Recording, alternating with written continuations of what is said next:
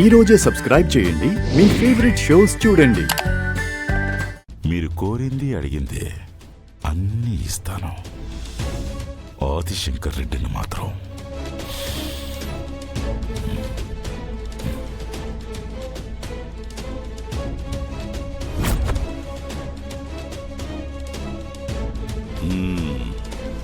అట్నే కురేషి బాబు, రేపు పొద్దుగాల ఈ టైం కల్లా ఆ ఆదిశంకర్ రెడ్డిని సీమ దాటించేస్తాను. వస్తాను బాబు. నేను ఇప్పుడు ధృతరాష్ట్రుని కాదు, శివారెడ్డినే. ఇల్లొస్తాం బాబు.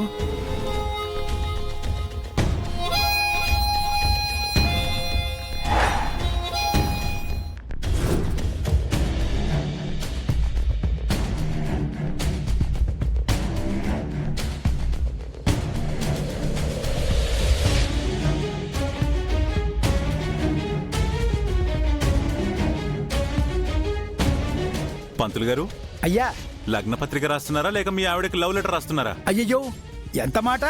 లగ్న పత్రికే రాస్తున్నానండి. మీ పెద్దవాళ్ళని పిలిస్తే చదివి వినిపిస్తాను. పెద్దవాళ్ళే కదా బాబాయ్. అర్థమైంది సార్.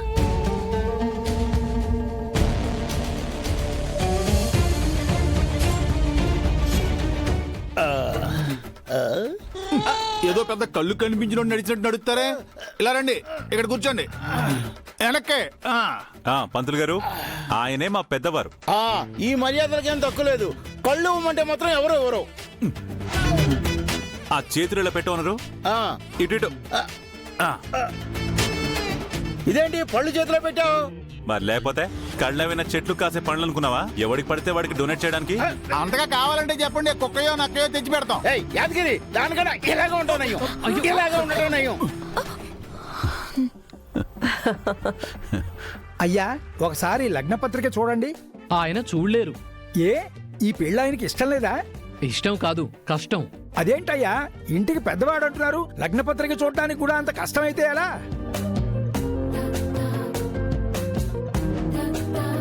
కనీసం పెళ్లి కొడుకుని పెళ్లి కూతురునైనా చూడమనండి. అబ్బా పంతులు గారు, ఆయన ఏది చూడలేడు అని చెప్పకపోతే ఆయన కళ్ళు దొబ్బాయని చెప్పొచ్చు కదా.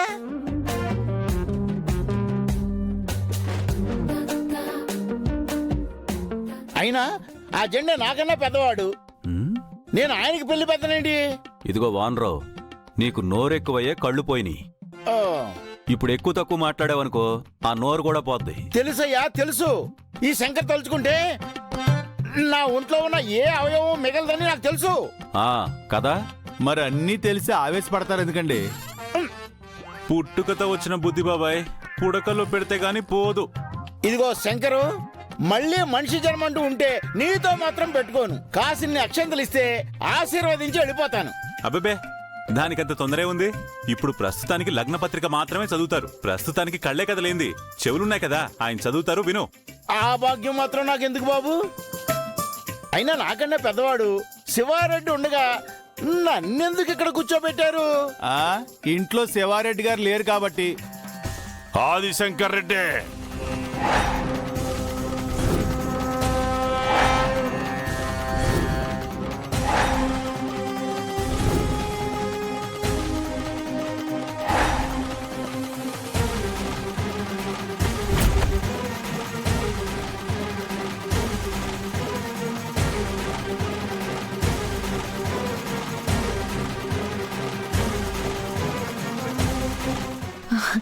నాయనా, నీకు సూప్ వచ్చేసి ఉండదా? అన్నా, నీ కళ్ళు కనపడతాండాయా?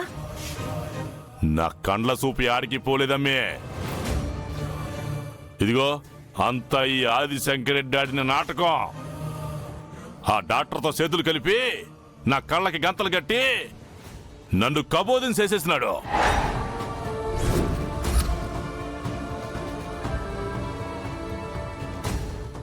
శివారెడ్డి గారు, మీకు చూపు వచ్చేసిందా? మరి నా చూపు సంగతి ఏంటి? నీ కండ్ల గురించి నాకేం తెలుసురా పొట్టిపొడంకాయ్. నా కండలో చిటికెటి కారమే పడినది కాబట్టి చూపు మిగిలినది. పోన్లే నాయనా, దేవుడి దయవల్ల నీ కళ్ళు ఎన్న బాగైపోయినాయి. బాగోవడం కాదమ్మే, నా కండ్లు తెరుచుకున్నాయి. ఈ ఆదిశంకర్ రెడ్డి మనందరిని పిచ్చోళ్ళని చేసి పెద్ద ఆటే ఆడినాడు.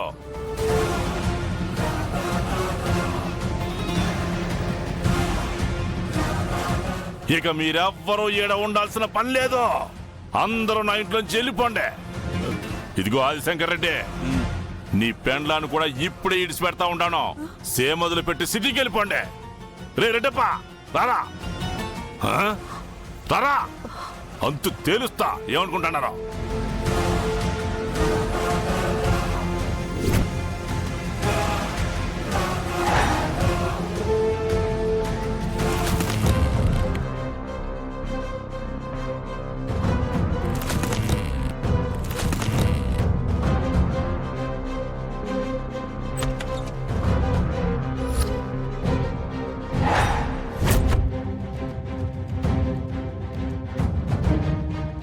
రేయ్,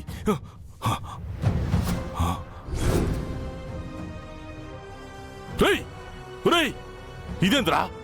ఎక్కడ్రా అమ్మాయి? రేయ్, ఎక్కడికి వెళ్ళిపోయిందిరా? పోయి ఎతకండిరా, ఎతకండి. యాడికి వెళ్ళిపోయినది?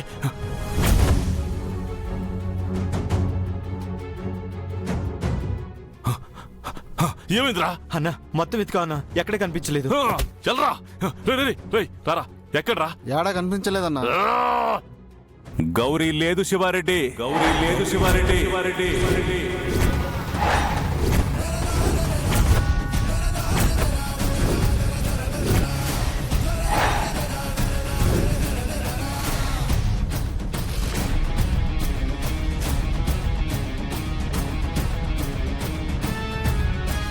లోపల లేదా? యాడికి పోయినదే? లోపల కదా దాచిపెట్టున్నదే. నా పెళ్ళాన్ని ఎత్తుకొచ్చి నీ కొట్టంలో కట్టేస్తే చూస్తూ ఊరుకుంటాననుకున్నావా శివారెడ్డి?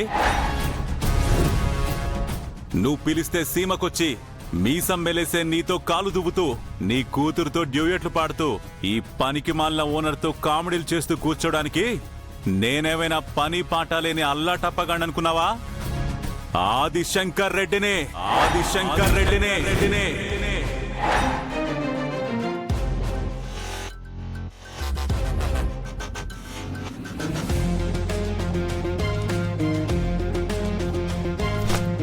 Alias Aryavardhan, alias Aryavardhan.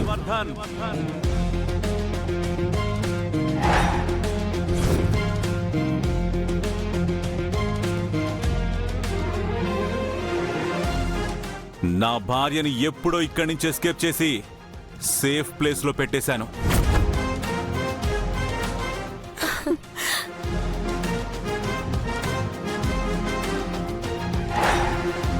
నీ పెండ్లాన్ని నువ్వు ఎప్పుడో కాపాడుకుంటే నువ్వింకా ఏం చేస్తాడో? శివారెడ్డి, నేను కేవలం జెండే గౌరీల గురించి మాత్రమే రాలేదు. నా సీమ గురించొచ్చా, నా సీమ ప్రజల గురించొచ్చా.